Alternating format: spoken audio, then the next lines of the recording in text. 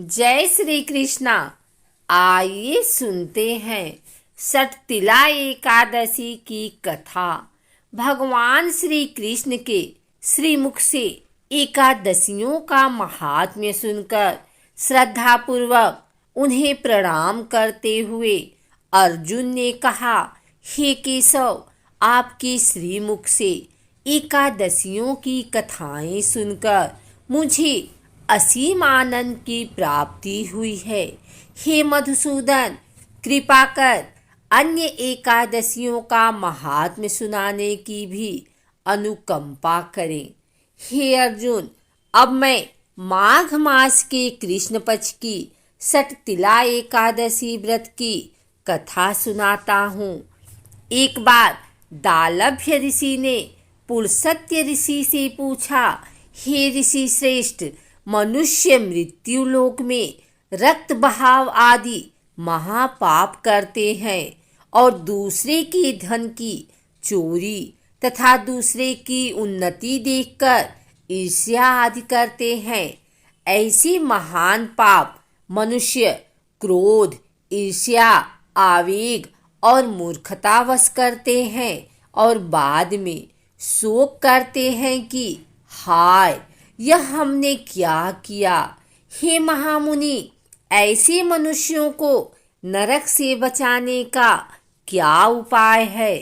कोई ऐसा उपाय बताने की कृपा करें जिससे ऐसे मनुष्यों को नरक से बचाया जा सके, अर्थात उन्हें नरक की प्राप्ति न हो। ऐसा कौन सा दान पुण्य है जिसके प्रभाव से नरक की यातना से बचा जा सकता है? इन सभी प्रश्नों का हल आप कृपा पूर्वक बताइए। दालभ्य ऋषि की बात सुन पुलस्त्य ऋषि ने कहा, हे मुनि श्रेष्ठ, आपने मुझसे अत्यंत गूढ़ प्रश्न पूछा है।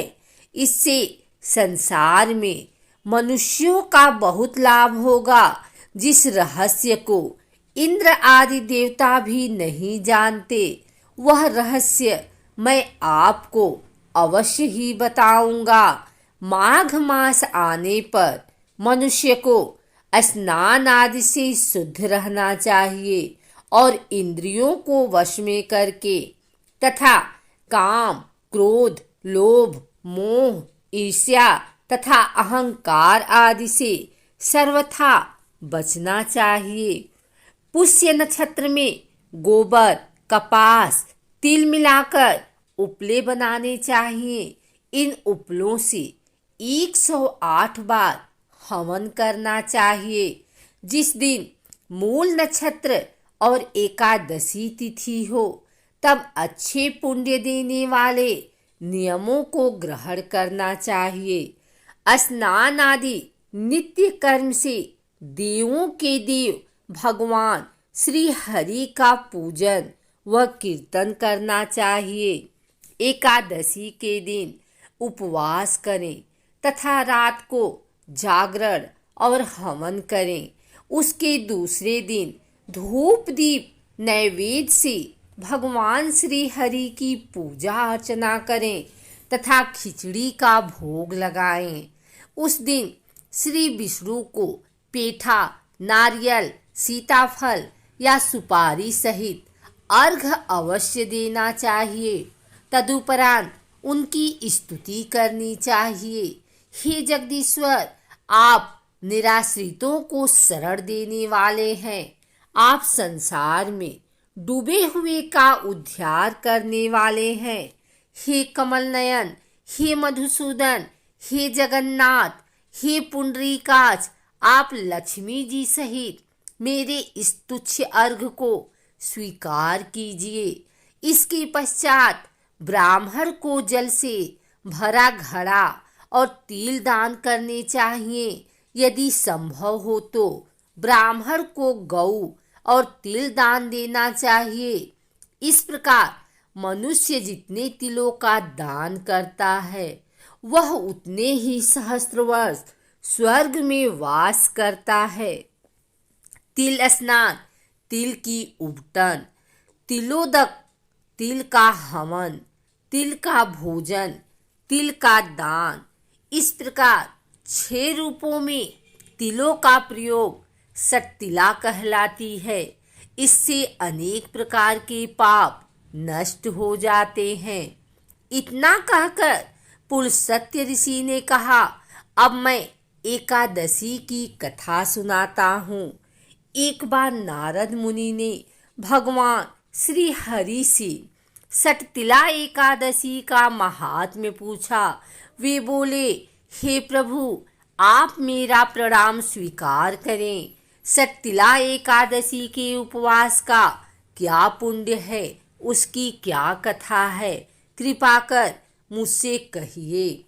नारद की प्रार्थना सुन भगवान श्री हरि ने कहा, हे नारद, मैं तुम्हें प्रत्यक्ष देखा सत्य वृतांत सुनाता हूँ, ध्यान पूर्वक श्रवण करो।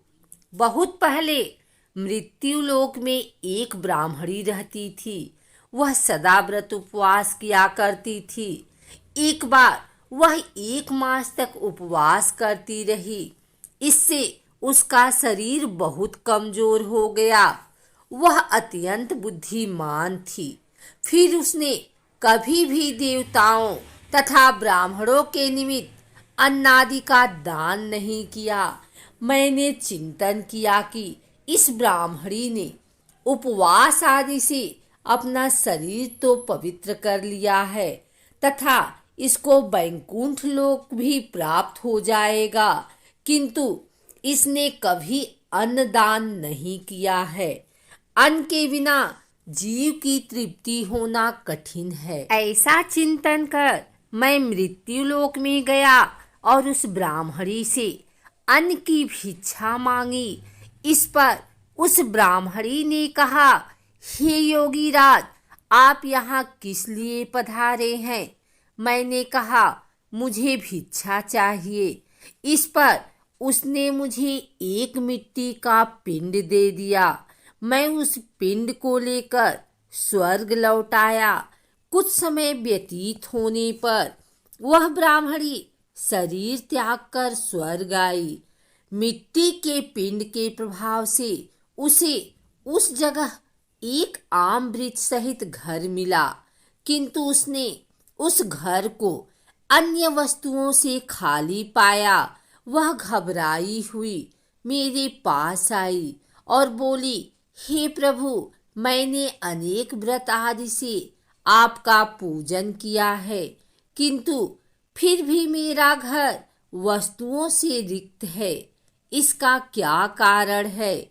मैंने कहा, तुम अपने घर जाओ और जब देव स्त्रियां तुम्हें देखने आए तब तुम उनसे सटतिला एकादशी व्रत का महात्म्य और उसका विधान पूछना।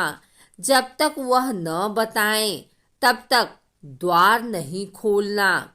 प्रभु के ऐसे वचन सुन वह अपने घर गई और जब देव स्त्रियां आई और द्वार खोलने के लिए कहने लगी, तब उस ब्राह्मणी ने कहा, यदि आप मुझे देखने आई हैं तो पहले मुझे सटतिला एकादशी का महात्म्य बताएं। तब उनमें से एक देव स्त्री ने कहा, यदि तुम्हारी यही इच्छा है तो ध्यान पूर्वक श्रवण करो।